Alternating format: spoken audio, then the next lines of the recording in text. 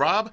This video we're going to get back into the Fantasy Battle Simulation series, and this one we're going to do Darth Sidious from Star Wars versus Dark Lord Sauron from the Lord of the Rings.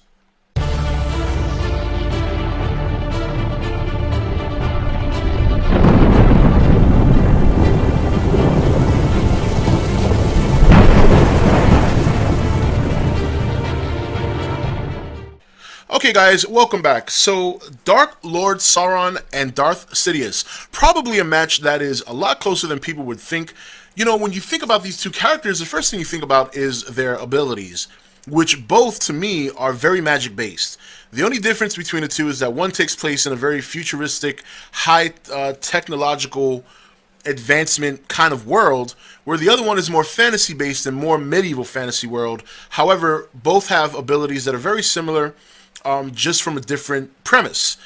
Obviously, Darth Sidious using the dark side of the Force to manipulate lightning, to do telekinesis, and things of that nature, and use his mental ability to manipulate and bend people to his will. Where Dark Lord Sauron is not too different, using his dark magic abilities to also manipulate people, practice dark magic like, you know, necromancy, and also wield a powerful ring that he crafted, and should be a very interesting battle. So let's take a look first here at Darth Sidious. A long rise to the top this character took. When you think back to his time as a chancellor and as a politician, to rising to the top of the empire and ruling the galaxy with none other than his herald, Darth Vader. Now, Darth Sidious has multiple talents and powers, and he wields the dark side of the Force. He has the dark lightning, which he nearly killed Luke Skywalker with.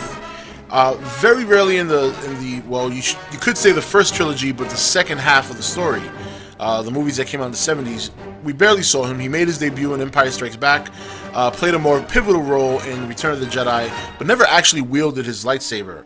However, we did see the extent of his power in terms of his Force lightning, and very powerful ability that if it strikes somebody for a long period of time, can kill them. We also know that along with these powers, he obviously has the ability to use telekinesis, to move objects, hurl objects at people and things of that nature. And after watching the first trilogy, The Phantom Menace, Attack of the Clones, and Revenge of the Sith, we know that he's very adept at using a lightsaber. So let's look at some of the powers we're going to give him for this fight. Now, from long range, I see no reason not to give him the ability to use that dark side or the Force telekinesis throw, where he can pick up any item with his mind, even while fighting, and hurl them at his opponents, whether it be, you know, any kind of solid object, sharp object, whatever the case may be, to gain an advantage during a melee fight with his opponent. So that will be his long-range attack, will be telekinesis. His mid-range attack, we're going to go with that lethal Force lightning, which he is going to use at a closer range than if he was at a further distance from his opponent, and he will utilize this power at that point in time. And then for his close-range attack, none other than his lightsaber. He will wield his lightsaber in battle and fight to the death, wielding the very weapon of a Jedi and a Sith. Now, Sidious obviously has other dimensions about his character that make him such an appealing villain. And while we can't utilize those things in the fantasy battle because we're subjected to only 3 categories, and each category using 1 weapon, we know that as a character, he's very evil, very coercive, and when you look at the series, even from The Phantom Menace all the way to Return of the Jedi, obviously he did a lot of political actions as well as many things behind the scenes to rise to the top of the Empire and rule the universe for quite some time. So Darth Sidious, we're going to go with telekinesis, lightning, and his lightsaber. Those will be his 3 powers that he's going to rely on for this battle, and we're going to move on to Dark Lord Sauron. Now, Lord Sauron is a powerful enemy. Just to give you an example, I mean, Middle-earth came from one haymaker away from being ruled by this man, or this creature, entity, whatever you want to consider him. And if it weren't for his finger getting chopped off, I think things would have turned out pretty differently.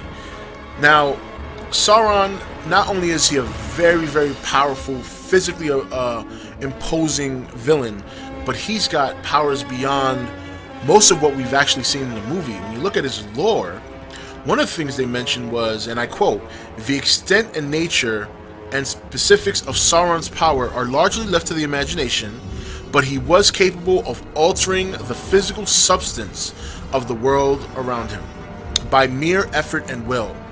So when you look at it like that, and this is coming from the Lord of the Rings lore on Sauron, that is probably power that even Darth Sidious might be close to having, but you never actually see something like that.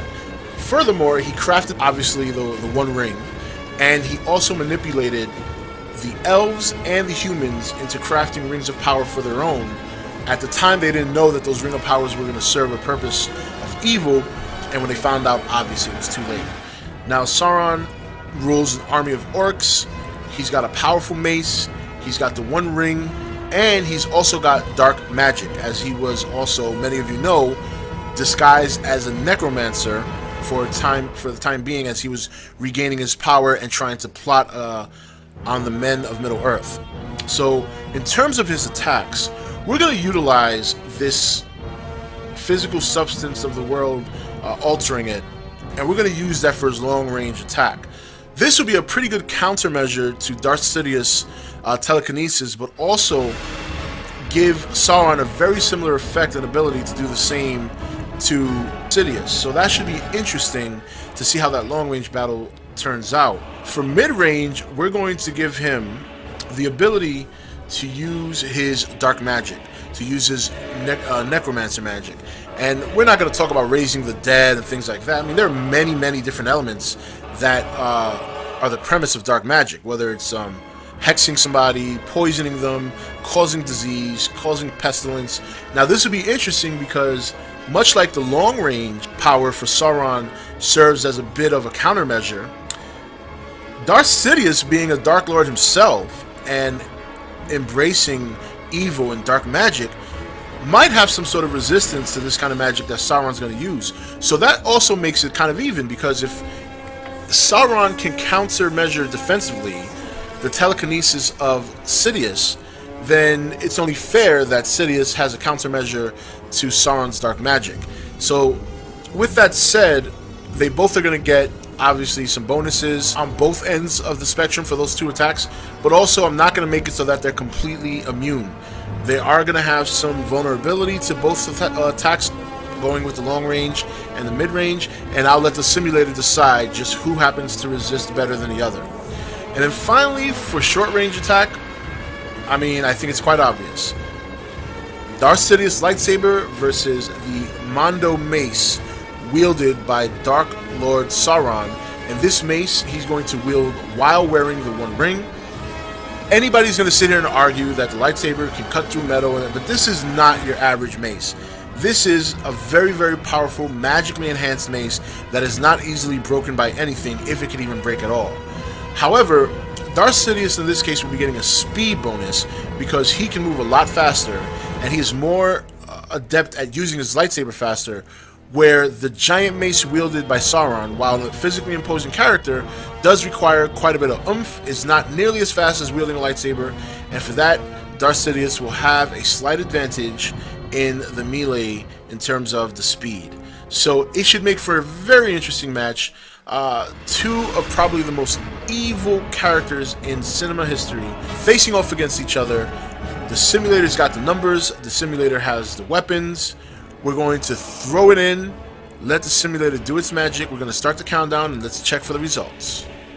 10, 9, 8, 7, 6, 5, 4, 3, 2, 1, 0.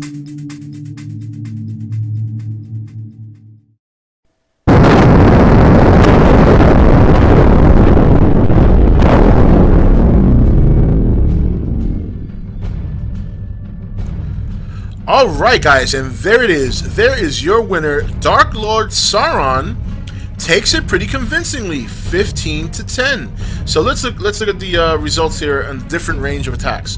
So in the long range, Dark Lord Sauron actually won 10 times to Darth Sidious 6. Very, very interesting result in the long range.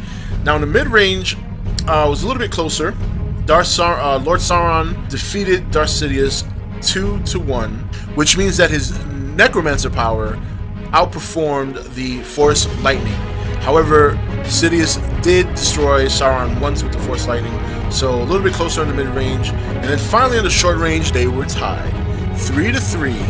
Very, very good battle. I can only imagine how that would take place if you could actually see it. But obviously, with Darth Sidious' speed, he was able to obviously get around and nail Sauron a couple of times. But the thing about Lord Sauron's mace is that it's so big, and he himself is so large, that he covers so much ground. And you know, when you have somebody moving that slow but wielding something that big that covers such a great area of space versus something moving so fast, I mean, let's be honest, he probably landed a couple of haymakers and just nailed him. But you know, overall, I think this kind of battle realistically would probably be more of a range fight between the two powers, because I mean, let's face it, they don't really have to melee each other. With the kind of power they wield, they're more than capable of deciding this fight from a mid-range to long-range perspective. But nonetheless, we got to use every category. We got to let the simulator crunch the numbers. I am a little surprised at the result. I thought either one of them could take the match. I didn't think there was any one favorite over the other, but I expected it to be a little bit closer than the end result. But hey, not going to question the simulator. So Dark Lord Sauron is your victor. I want to thank you all for watching this fantasy battle simulation, and you can stay tuned for the next one coming up for the month of March, which is going to have Superman versus Son Goku from Dragon Ball Z. Take it easy, guys. This is Rob signing off for ETN, where we don't do news, we just talk entertainment. Take it easy. Hey guys, welcome to Entertainment Talk Nation. I'm your host Rob. This video we're going to get back into the Fantasy Battle Simulation series, and this one we're going to do Darth Sidious from Star Wars versus Dark Lord Sauron from The Lord of the Rings.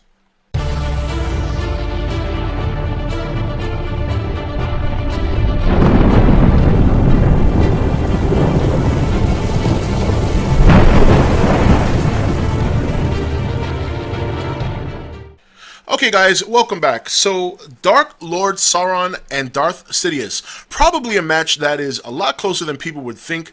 You know, when you think about these two characters, the first thing you think about is their abilities, which both, to me, are very magic-based. The only difference between the two is that one takes place in a very futuristic, high technological advancement kind of world, where the other one is more fantasy-based and more medieval fantasy world. However, both have abilities that are very similar, just from a different premise. Obviously, Darth Sidious using the dark side of the Force to manipulate lightning, to do telekinesis, and things of that nature, and use his mental ability to manipulate and bend people to his will. Where Dark Lord Sauron is not too different, using his dark magic abilities to also manipulate people, practice dark magic like, you know, necromancy, and also wield a powerful ring that he crafted, and should be a very interesting battle. So let's take a look first here at Darth Sidious. A long, long rise to the top this character took. When you think back to his time as a Chancellor,